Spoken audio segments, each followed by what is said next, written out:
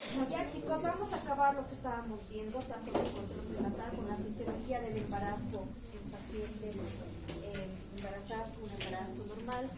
Si bien yo ya les había dicho que el embarazo no va a ser ningún tipo de patología, pero esta sí va a presentar múltiples cambios a nivel de todo el sistema que ella tenga ya, entonces van a existir efectos, cambios en la actividad hormonal, aumento de la demanda metabólica materna y alteraciones bioquímicas inducidas por la unidad fetoplacentaria, efectos mecánicos de la hipertrofia uterina. ¿Qué es lo que va a ir sucediendo con la mujer? Ella va a tener que dar nutrición, aparte de todos sus órganos independientes, va a tener que nutrir a un bebé, y para esto se va a formar una placenta que va a ser la que va a producir el transporte uteroplacentario y de todos los nutrientes que necesite el bebé para su crecimiento durante los 9 meses que esté dentro de la madre. Para que todo esto vaya en condiciones normales, la mujer va a tener que cambiar algunas cosas tanto en sus hormonas como en su metabolismo, y van a ir produciéndose cambios en todos los sistemas, tanto en el sistema circulatorio, el sistema respiratorio, sistema cardiopulmonar, para que toda la oxigenación se priorice en el bebé y también con los órganos primordiales de la madre. Por tanto, vamos a ir encontrando los cambios fisiológicos, como ya les había dicho, respiratorios, hematológicos, endocrinos, mamarios, digestivos, metabólicos, urinarios, en piel y cardiovascular, también cambios reproductivos. ¿Qué es lo que va a pasar en este tiempo? Es que vamos a priorizar los órganos importantes como ser el corazón, riñones, cerebro, y también vamos a priorizar la alimentación o los nutrientes del bebé. Es por eso que en el sistema digestivo va a haber una relajación del esfínter esofágico inferior, va a haber una pirosis y una disminución del peristaltismo, una reducción de la contractilidad de la vesícula biliar. El sistema digestivo va a tener un poco más de nutrición o de oxigenación, y por eso va a reducir su funcionamiento. Al principio las mujeres se estreñen mucho por la acción de la hormona de la progesterona. En el embarazo la mujer es más frecuente que esta ande estreñida, y además en los primeros meses va a haber una pirosis del ardor en el esófago junto a sus molestias como náuseas, vómitos. La vesícula biliar también va a haber una éstasis del barro biliar a nivel de la vesícula, y por eso la mujer es más propensa a desarrollar un cálculo biliar postparto. Se ha visto por la incidencia que las mujeres que tienen 2, 3 hijos, estas son las que tienen más frecuente la colelitiasis. Van a ir dándose cuenta cuando ya estén en el internado. Postparto es bien frecuente que la mujer tenga colelitiasis, incluso una colecistitis. Incluso durante el embarazo, la colelitiasis y embarazo es bien frecuente en las mujeres. Entonces se da por las acciones hormonales y también por la disminución del metabolismo y la eliminación de los vagos biliares, esos ácidos biliares que pueden quedarse en la vesícula y formar su arenilla, incluso los cálculos biliares. A nivel metabólico va a haber un aumento de peso, una retención de agua, una hipoglicemia en ayunas, una hiperglicemia postprandial, una hiperinsulinemia y una hiperlipidemia, aumento de la absorción de sodio y potasio. Es por eso que yo les decía que al despertarse son más frecuentes las lipotimias o los desmayos matutinos o las náuseas matutinas, porque tienen una hipoglicemia en ayunas. Es por eso que se debe recomendar a toda mujer que va a salir a trabajar, va a salir a estudiar y se levante temprano, que siempre lleve consigo un dulce o pueda tomar su desayuno normalmente, porque esta le va a venir una hipoglicemia y tiende a desmayar durante la mañana. Después, los cambios urinarios principales, va a haber un aumento de la filtración glomerular y flujo plasmático renal, una renomegalia, una glucosuria y una pérdida de vitaminas. Además, en los primeros meses de embarazo, generalmente los síntomas principales va a ser la urgencia miccional. ¿Por qué? Porque el útero va a ir desplazando un poco la vejiga hacia adelante, y la vejiga va a tender a tener menos orina, y la mujer tiene ganas de orinar más frecuentemente, inclusive en la noche se va a levantar 1 a 2 veces a orinar. Después de eso, en la piel van a haber alteraciones también, y la pigmentación negruzca en ciertas partes del cuerpo. Esto es por la acción de la melatonina, que va a producir un cloasma gravídico, que son las manchas que aparecen en algunas mujeres a nivel de las mejillas, las estrías gravídicas, la diástasis de rectos por distensión de la pared abdominal y la línea alba, que es la línea negra que aparece en el abdomen. A nivel cardiovascular vamos a tener un aumento del gasto cardíaco, una baja de la presión arterial, algunas mujeres presentan taquicardia, derrame pericardio benigno y una hipotensión supina. Los cambios reproductivos: el útero va a crecer, va a producirse una hipertrofia y adelgazamiento de sus paredes. El cuello uterino va a tener sus signos de Hegar, reversión de las glándulas endocervicales. Los ovarios van a cesar su ovulación y van a suspender la maduración de folículos durante todo el embarazo. Y la vagina va a tener sus cambios, como hemos visto, ¿no? Con sus signos de Charlotte y aumento del lactato. Los respiratorios: va a haber un aumento de la ventilación pulmonar, disminución de la capacidad pulmonar residual, aumento de la conductividad de las vías respiratorias y disminución de la resistencia pulmonar total, una disnea fisiológica que hace que ustedes sientan a una que respira más rápidamente. La frecuencia respiratoria va a aumentar generalmente unos 24, 26 respiraciones por minuto. Cuando la mujer se canse más al subir 2-3 gradas, puede haber una probabilidad de embarazo, ¿no? Cambios hematológicos: va a haber una hipervolemia, disminución del hematocrito, aumento de las reservas de hierro, inmunodepresión, hipercoagulación y fibrinólisis, esplenomegalia y leve disminución de las plaquetas. En los cambios endocrinos vamos a encontrar aumento del tamaño de la hipófisis, aumento de la somodotropina, la prolactina, un hiperparatiroidismo fisiológico y una hiperaldosteronemia. La mama también va a ir aumentando de tamaño, las glándulas van a ir hipertrofiándose y van a ir formándose, preparándose para una futura lactancia. Las glándulas de Montgomery también cambian de tamaño, aumentan de tamaño y generalmente se va a producir una secreción de calostro al finalizar el embarazo, y algunas mujeres tienen cierta sensibilidad a las mamas, provocando así una mastalgia. Y vamos a ir viendo por partes. En el aparato o sistema cardiovascular va a haber un cambio fisiológico que va a hacer que se produzca una relajación del músculo liso vascular, una disminución de las resistencias vasculares periféricas, y esto va a llevar a que haya edema en miembros inferiores, acentuación de las venas varicosas en extremidades inferiores o hemorroides, y reducción de la tensión arterial media. Es bien propenso a que las mujeres tengan varices, incluso pueden hacer una trombosis venosa profunda. Entonces, por eso en el primer control prenatal nosotros tenemos que ver si tiene algún factor de riesgo para esto: obesidad, si ya tiene antecedente de varices en miembros inferiores, insuficiencia venosa o alguna patología cardiovascular. Pero nosotros esperamos encontrar durante el embarazo ligero edema en miembros inferiores, que antes se creía o se la consideraba edema, ya es una hipertensión arterial o una preeclampsia, pero puede producirse el edema generalmente en el 7º, 8º hasta 9º mes.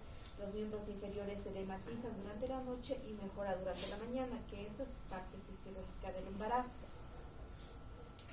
En el aparato cardiovascular también vamos a encontrar un incremento del volumen plasmático y del gasto cardíaco.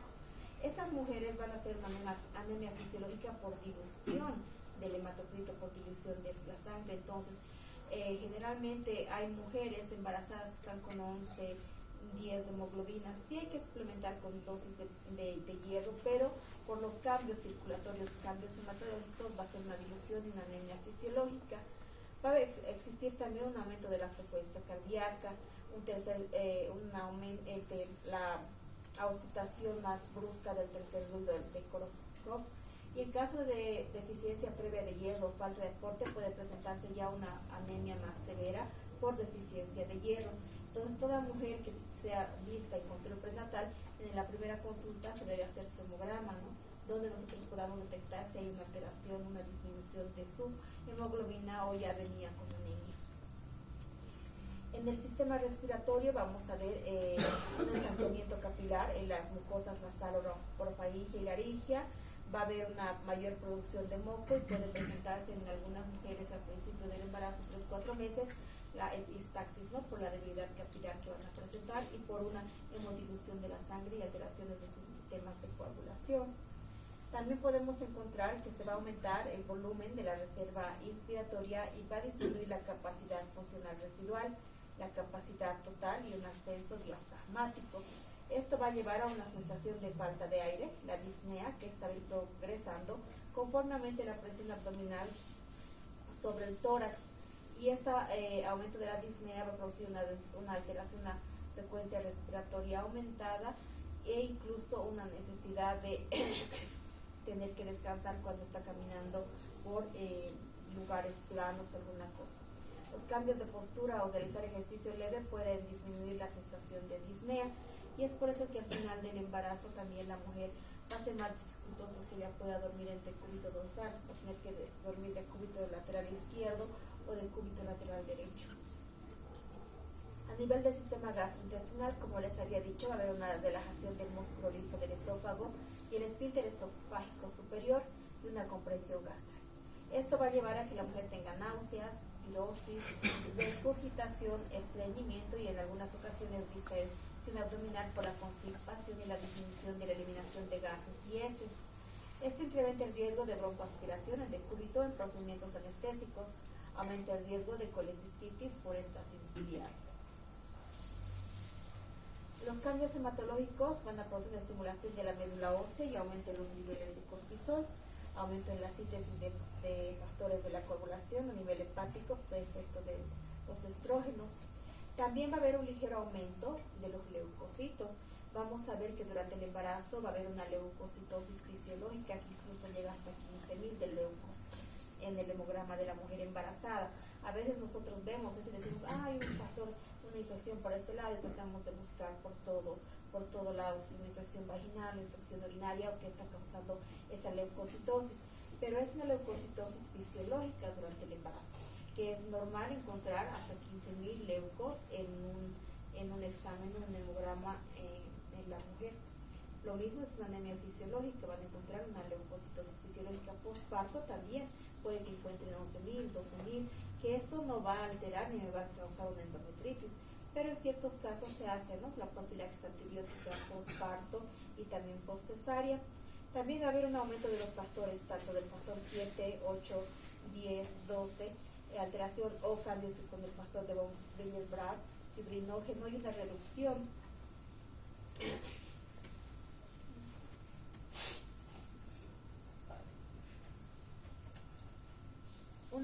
del tiempo parcial de la tromboplastina, y esto puede que lleve a un estado de hipercoagulación que favorece a los estados trombolíticos, y las mujeres embarazadas son más frecuentes a hacer una trombosis venosa. Es por eso que en pacientes que tienen de varices, en pacientes gorditas, hay que revisar miembros inferiores para ver que no haya unos cambios o unas alteraciones. A nivel del sistema renal y urinario, va a aumentar la tasa de filtración glomerular por la expansión del volumen plasmático, compresión del útero sobre la vejiga, reduciendo así su capacidad. Esto va a llevar a que la mujer tenga poliuria, poliarquiuria, reducción de los niveles séricos de creatinina, urea, proteinuria, glucosuria. Se debe vigilar los niveles de proteína que no sobrepasen los 300 miligramos cada 24 horas. Entonces, los riñones también van a empezar a funcionar más. Tienen que eliminar más sodio, más potasio, reabsorber más, y esto puede llevar a una alteración glomerular, y es por eso que debemos controlar bien tanto la función renal como la función hepática. Es por eso que toda mujer embarazada, entre los laboratorios que vamos a pedir, va a ser, no sé si ya hemos visto, es un hemograma completo, una glicemia basal, un grupo sanguíneo y factor RH, función renal con la urea y la creatinina, y vamos a pedir sus serologías, ¿no? En estas incluyen el TORCH, tanto la toxoplasmosis, VIH, Chagas, VDRL y el citomegalovirus. Eso pedimos en el primer control prenatal. Función renal tiene que estar, glicemia basal tiene que estar y su hemograma completo. También a nivel renal y urinario va a haber una relajación del músculo liso uretral, una compresión mecánica del uréter por el feto gravídico y una hidronefrosis normal en el embarazo. Va a existir una predisposición al desarrollo de infección de las vías urinarias. Por eso que un factor de riesgo para amenaza de parto o para amenaza de aborto va a ser las infecciones urinarias y también las vaginitis y las vaginosis. A nivel endocrino va a haber un aumento de los niveles de cortisol y de las hormonas diabetogénicas. El lactógeno placentario va a aumentar, la prolactina va a aumentar, el cortisol va a aumentar y la progesterona va a aumentar. Es por eso que todo embarazo predispone a que una mujer haga diabetes, una diabetes gestacional.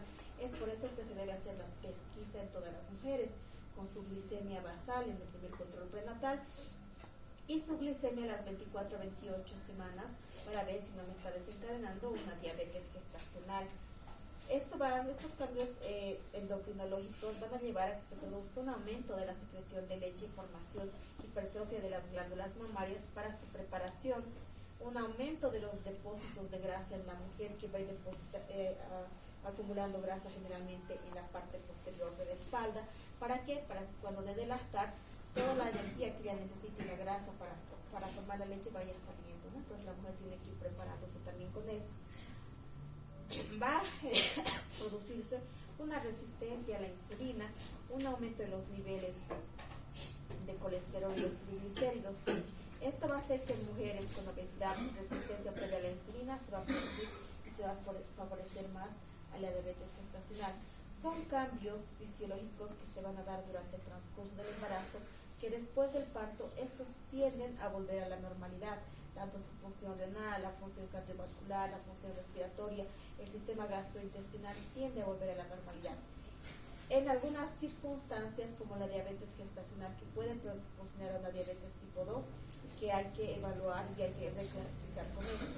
Ahora, estos cambios y estas alteraciones también, como estamos viendo que hay cambios a niveles renales, cambios a nivel cardiovascular, nos puede llevar también a cambios en la presión arterial, provocando de esta manera una hipertensión gestacional, que debe descartarse y debe controlarse bien durante el control prenatal. ¿Qué es lo que debemos hacer nosotros entonces? Tratar de encontrar a nuestra paciente o hacer un control el embarazo, ir viendo algunos factores de riesgo y considerando estos cambios fisiológicos. Entonces, con todo esto, nosotros vamos a poder hacer un control prenatal normal, un control prenatal adecuado, y conociendo estos cambios, vamos a poder decir, sí, es normal que te pase eso, es normal que tengas edema en miembros inferiores y que mejore durante el día, tu función renal está normal, es normal que tú presentes los cambios, las estrías, el plasma gravídico, las náuseas, los vómitos, la fibrosis, el estreñimiento durante el embarazo, va a ser consecuencia de estos cambios por la hormona de la progesterona.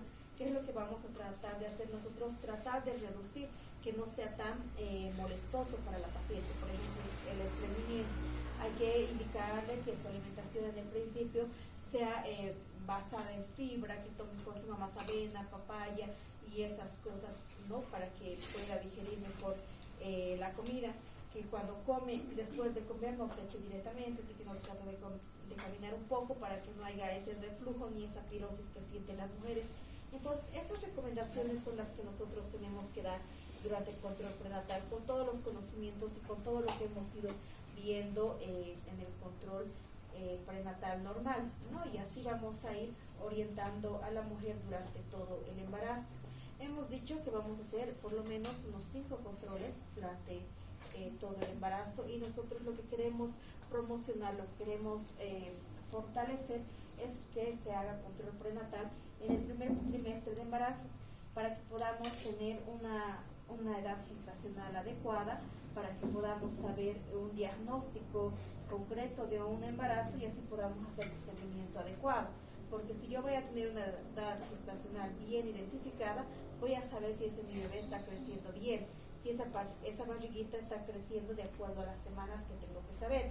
Y es por eso que más o menos hemos ido calculando, ¿no? Hemos dicho, a las 20 semanas espero encontrar la altura uterina a 20 centímetros, a las 24 semanas espero encontrar la altura uterina a 24 centímetros, a las 28 semanas la altura uterina más o menos a los 28 centímetros, a las 30 semanas más o menos a 32 centímetros. Esas claves que tenemos que hacer, eso tenemos que controlar sí o sí en el control prenatal. Ahora, ¿qué más hemos visto en un control prenatal normal? Que yo voy a hacer no sé si ya hemos visto de las 3 ecografías principales en el primero, segundo, tercer trimestre. No sé si hemos visto ahora o recién vamos a ver. Hemos visto las serologías que se piden durante el control prenatal todavía.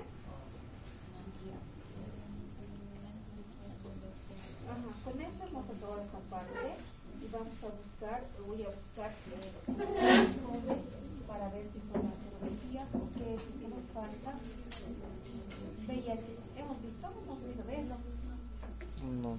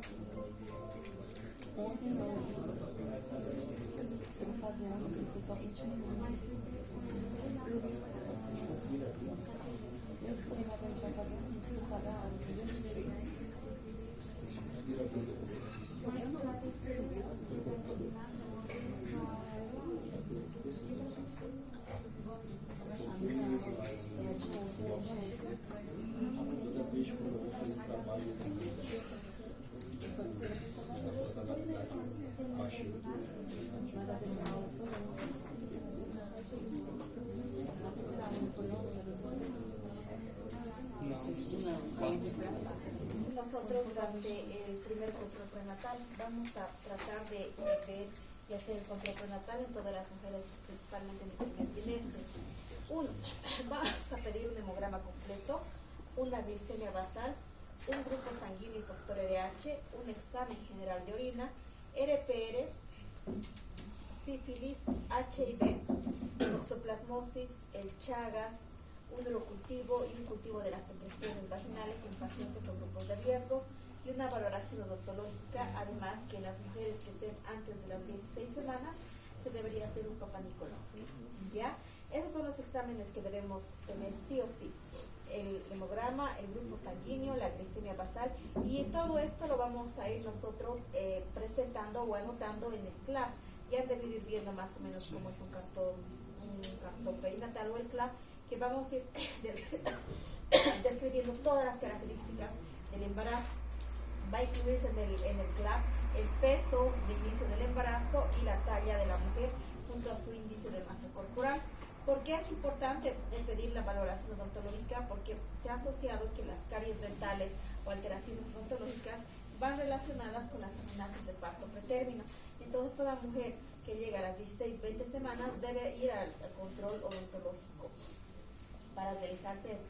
Estos exámenes generalmente me van a servir trimestralmente. Voy a pedir el primero, en el segundo y en el tercer trimestre para tener los 3 laboratorios durante todo el embarazo. ¿Cuántas ecografías vamos a pedir? Generalmente se debería pedir solamente 3 ecografías en pacientes de riesgo normal, y ya tenemos pacientes de alto riesgo clasificadas en otro grupo. Esas ya van a depender de la patología que esté desencadenando la mamá o el feto para ver si necesitamos otra ecografía. En la ecografía del primer trimestre, que generalmente la vamos a realizar entre las 11 a 14 semanas, nosotros vamos a tratar de identificar la vitalidad fetal, o sea, que ese embarazo vaya progresando, que no sea un huevo retenido, un huevo anembrionado, que haya latido cardíaco, y vamos a poder determinar con esta ecografía una edad gestacional correcta y adecuada, porque esa va a ser la más asociada a la fecha de última menstruación. Y vamos a verificar si tengo mi saquito gestacional con vesícula vitelina, si está formando el bebé y si hay latido del embarazo y si ese embarazo va a progresar o no. En el segundo trimestre, que se debería realizar una ecografía generalmente después de las 18 semanas, incluso hasta las 24 semanas, que ya se realiza la ecografía morfológica, que es la ecografía que va a ir viendo toda la parte estructural del bebé y va a avaliar toda la anatomía fetal y cómo está viviendo ¿no? Va a valorar tanto el crecimiento fetal, el desarrollo del cerebro, de los riñones, corazón, y además que me va a poder identificar cómo está creciendo la placenta y cómo está el líquido amniótico. En ecografías del segundo trimestre yo no puedo hacer el diagnóstico de placenta previa. La placenta generalmente se va a ubicar en el fondo uterino y va a ir creciendo hacia arriba o va a desplazar un poquito hacia abajo. Incluso algunas veces se inserta en la pared lateral del útero un poco más hacia abajo, pero esta va a migrar, generalmente tiende a ascender hasta las 32 semanas.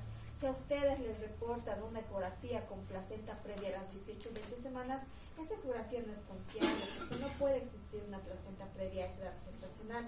La placenta tiene que ascender y crecer y migrar a las 32 semanas. Y yo voy a hacer un diagnóstico de placenta previa después de las 32 semanas. En el tercer trimestre, esta ecografía me va a orientar a cómo ha crecido el bebé, si está en un percentil 50, si puede ir a un parto normal, o si que está creciendo mucho y va a haber algún riesgo de que sea parto normal y yo lo lleve a cesárea. También vamos a valorar el líquido amniótico, sus características, si está en una posición adecuada y la localización, finalización de la placenta y su maduración para ver qué voy a hacer yo durante el término del embarazo, si le doy una opción a parto o le voy a dar, voy a hacer que mi paciente se someta a una cesárea. ¿Qué es lo que va a requerir la mujer durante todo este embarazo? Generalmente los requerimientos son de aproximadamente de 70 a 80 kilocalorías días. Esto va a hacer que haya mayor requerimiento del segundo a tercer trimestre. Se cree que son 33 kilocalorías día por peso de la mujer y se debe consumir un 25% de proteínas adicionales al requerimiento. Los lípidos, los ácidos grasos esenciales, el linoleico, el isolinoleico generalmente debe aumentar en la gestación. El hierro debe consumirse aproximadamente 800 miligramos durante cada día y la vitamina C. Es por eso que se dan los suplementos prenatales en la mujer que tienen todo esto. Tienen ácido fólico, tienen hierro en las necesidades que se quiera, tienen yodo para evitar un hipotiroidismo de embarazo, tienen lípidos, proteínas que puedan suplementar todas las necesidades que tenga la mujer. ¿Qué es lo que va a ir pasando con esto? La mujer durante el embarazo va a tener una ganancia de peso y se considera o se recomienda que generalmente pueda aumentar de 11 a 12 kilos durante todo el embarazo. En pacientes con índice de masa corporal menor a 18.5 se recomienda que aumenten de peso entre 12 a 18 kilos. En pacientes que tengan un índice de masa corporal normal entre 18.5 y 24.9, lo recomendado es que aumenten de 11.5 a 12 kilos durante todo el embarazo. Y en pacientes que ya tengan sobrepeso se recomienda que tenga un aumento de 7 a 11 kilos, no más de eso. Y pacientes ya están con obesidad mórbida que solamente aumenten de 5 a 9 kilos durante todo el embarazo. Esto es para evitar las complicaciones metabólicas que tenga esta mujer. Si ya estamos con obesidad, va a aumentar de peso y va a haber múltiples cambios que puedan afectar todo el embarazo, tanto para la madre y para el feto.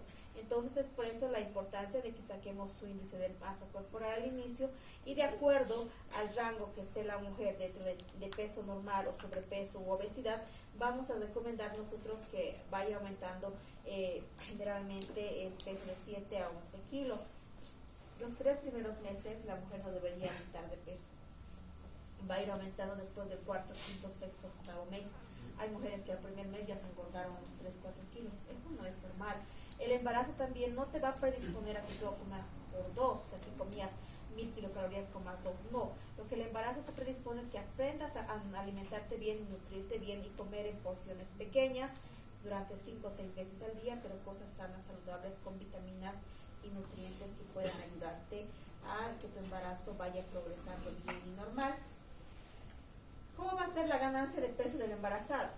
Las mamas generalmente van a aumentar con un peso de 400 gramos, la placenta llega a pesar unos 700 gramos, el útero aumenta de peso en un gramo, el bebé generalmente va a ser de 3.5 gramos y los depósitos de grasa que tiene la mujer van a aumentar de 3.5 kilogramos, ¿no? Y la sangre también va a aumentar en 1.5 kilogramos, el líquido amniótico aproximadamente son 800 gramos y todo esto nos lleva al aumento de 7 a 11 kilos. Después del parto vamos a ir viendo, se saca el bebé, disminuye 3.5, el útero va a ir disminuyendo paulatinamente, la placenta va a reducir ya 4.2, el líquido amniótico aproximadamente 5 6 kilos, pasa el parto, pasa la cesárea, pesas al día siguiente la mujer y ya ha tenido que reducir un peso de 7 kilos aproximadamente, y los demás se espera que los vaya perdiendo durante el puerperio. ¿Qué vamos a hacer nosotros durante el control prenatal? En las últimas consultas nosotros tenemos que ir evaluando los riesgos del parto y si ese parto va a ir por cesárea o por parto normal. Vamos a ir viendo la evolución del embarazo y una adecuación fetal con la pelvis materna, o sea, vamos a ir valorando cómo puede terminar ese embarazo. ¿Qué vacunas vamos a pedir nosotros durante el control prenatal? Vamos a pedir, o qué vacunas, o qué se puede vacunar durante el control prenatal a la mujer. Se vacuna la vacuna del tétanos y la influenza estacionaria. Ninguna vacuna más está indicada. El COVID estaba siendo estudiado hasta que ya ha ido pasando la pandemia y ya se desechó, ¿no? Pero la influenza estacionaria y la antitetánica son vacunas que se ponen en las embarazadas, ninguna otra más están aceptadas. En la vacuna antitetánica vamos a ir viendo si la mujer tiene el esquema completo o no. Si no tiene el esquema completo, o si no tiene dosis de la vacuna antitetánica, vamos a iniciar nosotros la primera dosis después de las 20 semanas y nosotros vamos a mandarla al PAI. Entonces, en el quinto control prenatal o en el quinto mes ya vamos a ver, y eso está en el CLAP. Cuando ustedes vean, van a ver qué vacunas se debe poner a la mujer y ahí van a tener antitetánica después de las 20 semanas, marcan sí o no, y ahí se van a dar cuenta, sí, ya nos toca mandarla al PAI para que le pongan su vacuna, y a partir de las 20 semanas reinician el esquema o lo completan. Los controles de las diferentes etapas de la gestación. Vamos a hacer en cualquier momento, en cualquier control prenatal, sí o sí nosotros vamos a controlar el peso fetal, los signos vitales, vamos a ver la interpretación de los exámenes solicitados, la altura uterina que debe ser valorada con también sus maniobras de Leopold. Vamos a ir viendo, identificando si hay edemas, interrogar sobre los síntomas de alarma. De las 26 semanas adelante vamos a ir viendo la posición, la presentación, las maniobras de Leopold, si el bebé se mueve, no se mueve, si hay pérdida de líquido o no. Y a partir de las 36 semanas vamos a ir viendo cómo está esa proporción cefalopélvica, si ese bebecito está encajado, no está encajado, si va a poder salir por parto vaginal o no. Y vamos a volver a revisar los laboratorios según los criterios que necesitemos. El diagnóstico y la condición fetal. Es importante para nosotros en todo control prenatal poder escuchar la frecuencia cardíaca fetal. La frecuencia cardíaca fetal va a ir de 120 a 160 latidos por minuto.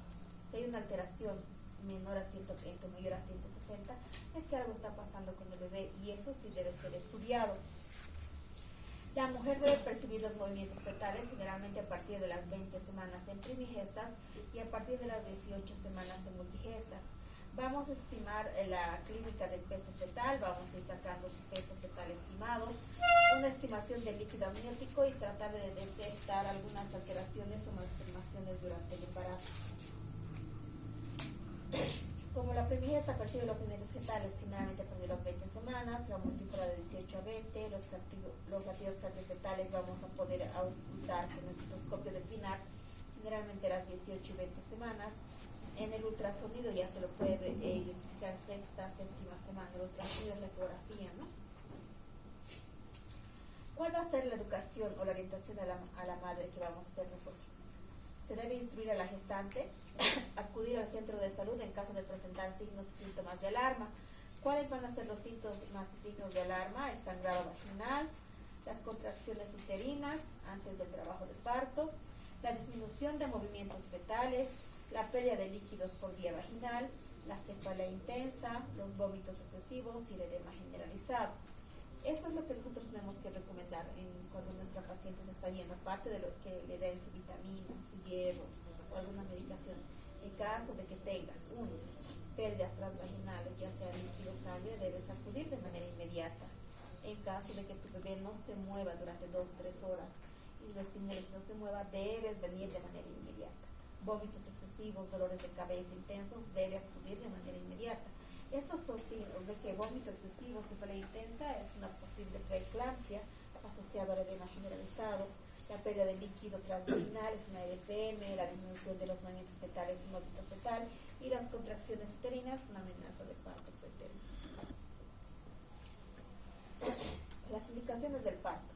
¿Qué es lo que vamos a orientar nosotros? Que la paciente acuda de inmediato a un centro de salud en caso de que presente actividad uterina, eliminación de limos, contracción uterina, ruptura prematura de membranas, contracciones que se hagan dolorosas, intensas y más frecuentes, y una hemorragia vaginal o eliminación del tapón mucoso.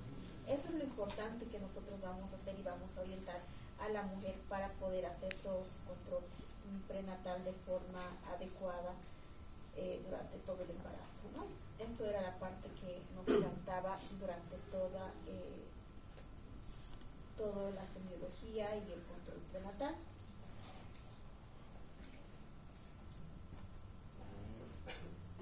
¿Tienen alguna pregunta, alguna duda? No, doctora.